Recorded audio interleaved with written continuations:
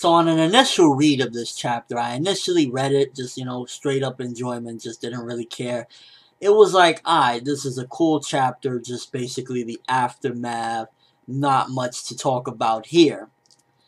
I read the chapter a couple more times to digest it properly and get, you know, my facts straight.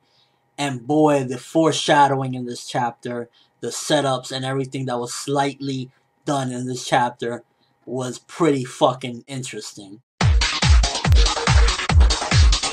Everything I got in this chapter, when Connie went back to his hometown and he saw the Titan upside down and it looked identical to his mother, and they pretty much are assuming that everyone in Connie's hometown were turned into Titans, it's really making me believe that the Titans are humans morphed into Titans, and what is happening is similar to, remember when Eren was in that never-ending nightmare and he had to get out of it in order to be fully conscious of himself? I believe that all the humans that get turned into Titans are in that nightmare. Now, if they're strong enough to fight it off and kind of like fight the, I guess, nightmare, then they could possibly eventually get to the point where they can shift, similar to Eren, similar to Reiner, etc. If they're strong enough, they can get out of it.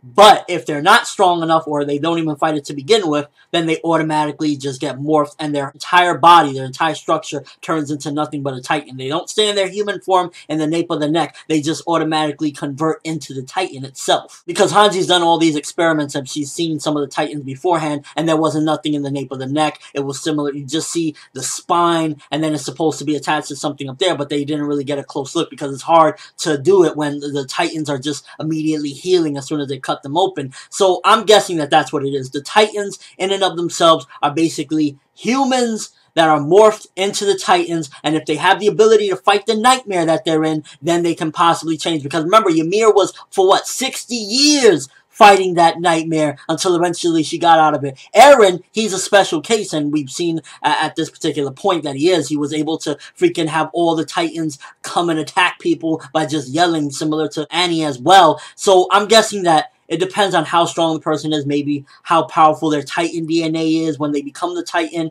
And if you look at Connie, his mother was old, you know, she was an old, brittle woman, so she's not going to be able to fight her Titan form. She's not going to even know what the hell happened to her. And it seems as though whatever happened, it was like explosions because all the rubble is everywhere, but you don't see blood anywhere. Maybe they have some sort of gas bombs that just automatically, when they throw them in there, people turn into the Titan forms. And there's a possibility that maybe it was that different types of DNA or different types of approaches to turning people into Titans make them different ways. Maybe the way that the Gorilla Titan, because I guess it's safe to say that it was the Gorilla Titan that turned everyone in that village into Titans. Maybe he was just throwing some giant explosives of gas bombs and it was turning them into Titans, and maybe they had no chance from the beginning as well. That's another possible outcome regarding how people are turning into the Titans and they're not being able to shift being in the nape of the neck. They're just fully Titans. This chapter also has me wondering, are they going to be reconsidering now when they're fighting Titans, if they're fighting actually humans, and they're going to have like these complexes of morality of whether it's right to attack them? I mean,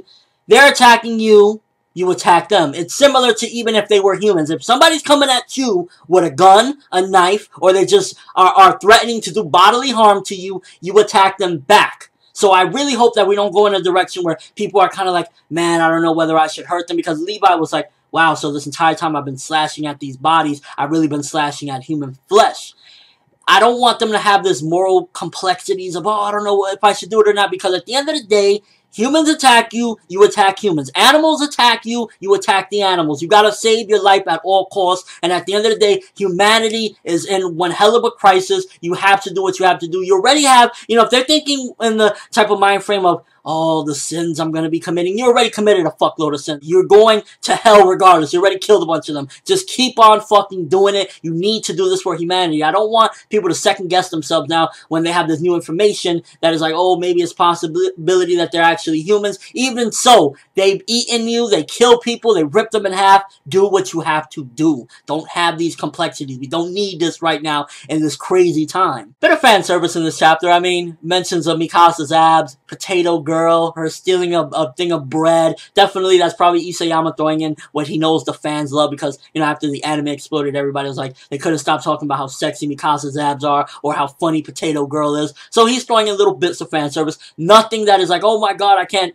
you know, take it because it's during, like, important stuff or interesting stuff. So definitely good job on Isayama's part that he's giving the fans what they want during important shit. So it's not like it's affecting his story in any way. Good shit there. Now, I'm definitely seeing a possibility, a huge possibility, of a time skip after this chapter. I don't know, maybe next chapter, maybe a few chapters from now. Hanji says something like, the chaos that they just ensued, it won't continue again, it won't be brought up again until they're possibly adults. There might be a time skip after this. I'm kind of hoping that if there is a time skip, it's not that big of a time skip, because I don't want like a 10-year time skip or something. I think that would kind of make me feel a little iffy on the characters, like what they've been up to the past 10 years. If there is going to be a time skip, let it be maybe a couple more years. They're a couple more years older or something. But I really don't want like a giant time skip where everyone is like, you know, full-on adults. Because, like, first of all, the Sasha potato jokes is going to go from funny to, yo, you fat ass, put down the fucking potato. Although I am curious to see Mikasa's abs in 10 years. And one of the things that I found most interesting and important in this chapter is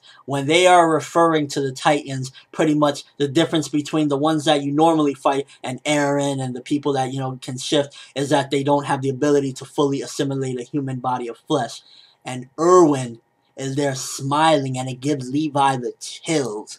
What does this mean? This can mean many things. First of all, it can mean that what we already assume, and that's that Erwin knows way more than he's leading on. He, like, just straight up, he knows a lot more. A lot more, I could definitely say. I mean, it's always caught my interest that a lot of these people do know more than what they let on to believe, because it's like, I remember, I think it was Pixies, it might have been Pixies, maybe somebody else, that they said something about, like, Eren's mom, they knew Eren's mom. So these people know more than what they're saying. But when Erwin smiled, it's like, so is it because you know something and getting this bit of information adds on? Did it make you get a good memory? Or is it a possibility that he's a masochist? Maybe he's a serial killer or something. Maybe he likes killing people. Maybe the thought of hearing that, the fact that, like, they're possibly humans, got him freaking off or some shit. He's thinking, like, humans killing humans, or I've been killing humans this entire time, or yeah, I know I've been killing humans. Maybe he's just like fucked up in the head. Maybe that's what creeped Levi out. Maybe there's just so many possibilities with that as well, but that was definitely very interesting. There's a shady umbrella on this motherfucker, right? Erwin, he's shady. Definitely confirmed. What it is that he's shady about, how much does he know, what is it about him that is shady, is yet to be determined.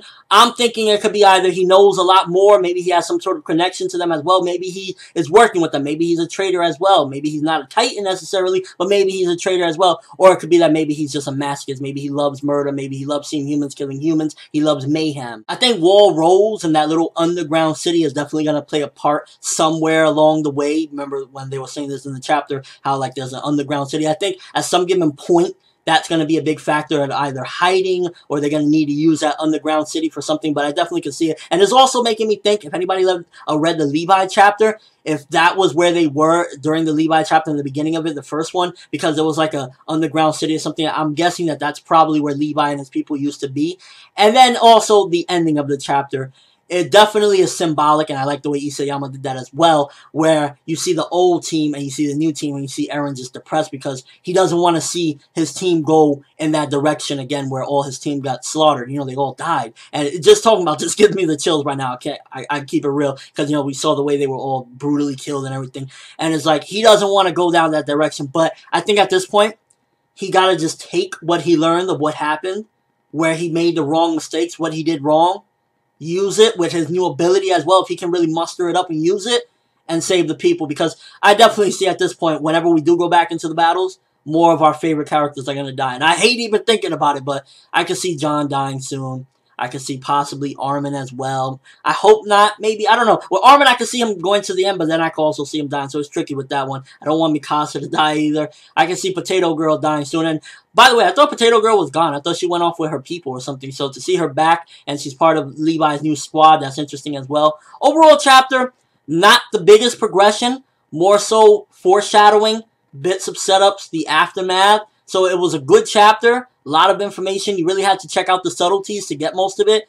Hopefully I cleared up some of anybody's, concerns of, stuff that they didn't understand or whatnot. But I definitely say it was a good chapter and a lot of undertones of stuff to come, foreshadowing, and just really interesting bits in it. I'm gonna give this one 7.5 out of 10. It was good. I can't wait to see where this is gonna go. But what do you guys think? Do you think there's gonna be a time skip? What is up with Erwin? How shady is this guy? I mean, we've seen him lead his troops to go up against Titans knowing that they were all gonna get slaughtered. Does he love massacre? Does he love to see people die? Or is it just that there's more to this guy than meets the eye? And would you like to see Mikasa's abs in 10 years?